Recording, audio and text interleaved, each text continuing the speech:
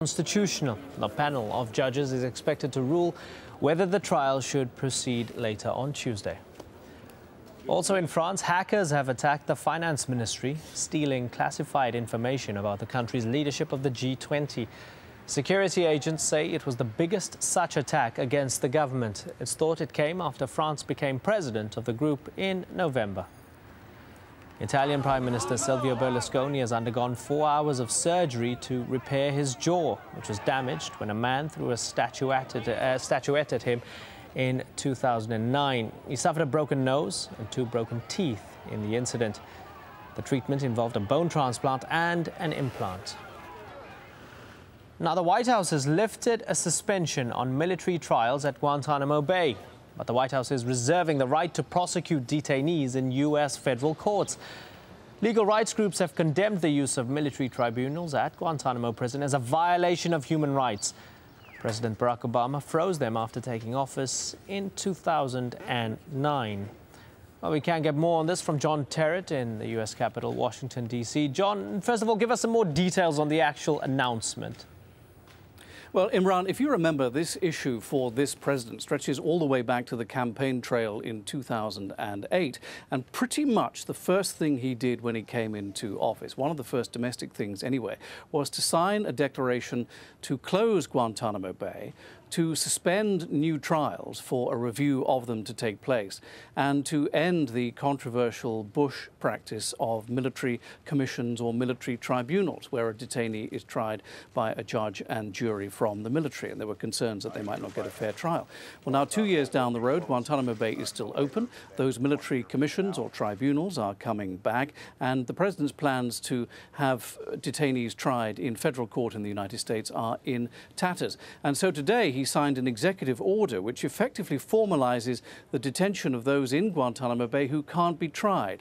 The White House says in some cases it's because they can't be returned to countries overseas. They don't want them anymore. But human rights organizations say that a lot of these people, the evidence against them is simply so tainted that they couldn't come to a trial either in the United States or anywhere else in the world. So they're facing those military tribunals or military commissions. The human rights organizations are saying tonight in the United States that we're really back to square one, where we were under the Bush administration over 2 years ago. Imran? John, why is the White House doing it right now, is the question many people would be asking. Well, there was a review. It's taken just over 2 years, and the White House says that after all the questions have been asked and everything has been discussed, the new system of military commissions or military tribunals, as they see them at Guantanamo Bay going forward, will be fairer because there are checks and balances in the system. But it has to be said that the president was rather boxed in by the Congress. He was rather left with nowhere to go on this, which, remember, was a key campaign issue, because at the end of the day, the Congress bolted on to another bill, an amendment which effectively banned anybody from Guantanamo Bay being tried in a federal court in the United States. So to a certain extent, the president was left with nowhere to go. Yes, that's right. It was a political hot potato for the administration on multiple levels. John, thanks a lot for that for the moment. John Terrett, live from Washington, D.C. Now, in Ecuador, the president's older brother has founded his own political party. Fabricio Correa, a conservative, says his leftist brother Rafael has lost the confidence of the people since the 2006 election. He insists many are looking for him to lead instead, but he stopped short of officially declaring his candidacy for president in elections due in 2 years. Now, she's a haunting hooded figure, an image rooted in Mexico's pre-Christian culture. Santa Muerta, or Saint Death, is venerated by millions of Mexicans to ward off misfortune. In recent years, sales of Muerta books and statues have jumped. Frank Contreras explains why. Raising prayers to a saint of death.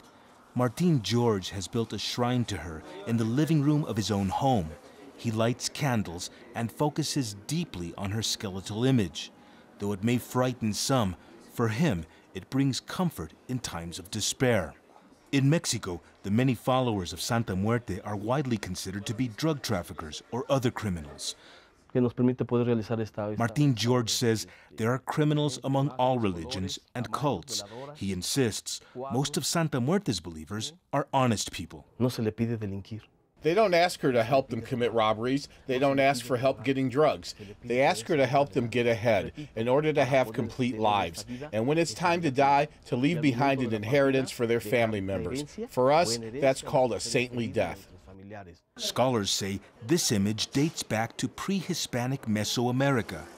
Over the centuries, Santa Muerte has held her place among Mexico's most sacred icons. The country's biggest religious institution, the Catholic Church, does not officially recognize her. Still, she's become so popular with so many people that a cottage industry now produces Santa Muerte statues, candles, necklaces, and anything else believers might need to create an altar in her honor. I'm inside Mexico's famous Sonora market, where you can buy just about anything, from healing herbs to a love potion. But an increasing number of people are coming to this market to buy items like this one, in devotion to the Santa Muerte. The author of a best-selling book on Santa Muerte says it's no coincidence that an increasing number of people are turning to the death saint, particularly in this difficult time when drug violence appears to be raging out of the Mexican government's control. People ask her for things that the Mexican state should be providing. Those are rights such as housing, justice, employment, and health. And those rights the state should be providing. In that way, you could say Santa Muerte is helping the Mexican state. And so the cult of the death saint continues to grow, and untold numbers of the faithful cling to the image of this mystical figure, hoping she will help protect them in what are likely to be more difficult times ahead. Frank Contreras, AlJazeera, Mexico City. Charlie Sheen, the highest paid actor on U.S. television, has been fired from his comedy show 2.5 Men.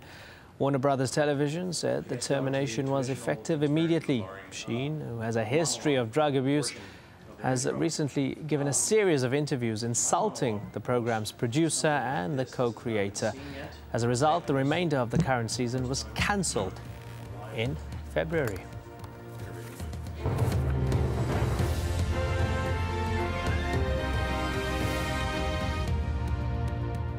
You're watching Al Jazeera. These are the stories making headlines. Anti-Gaddafi forces are calling for international help with their fight against the government. In the west, close to the capital Tripoli, they've lost control of Zawiya, and they've lost the advantage in other key cities. Gaddafi loyal Air Force hit rebel positions here in Ras Lanuf and in Bin Jawad too. But they missed their target. The two missiles seem to be aimed towards the desert. The rebels held their ground in both cities on Monday despite those attacks. Al Jazeera has learned the British citizens released by Libyan rebels on Sunday were captured after an exchange of gunfire. 8 British nationals, including a diplomat and members of the special forces, were captured soon after they landed in eastern Libya. Algeria's president is coming under more pressure, this time from some 10,000 police officers.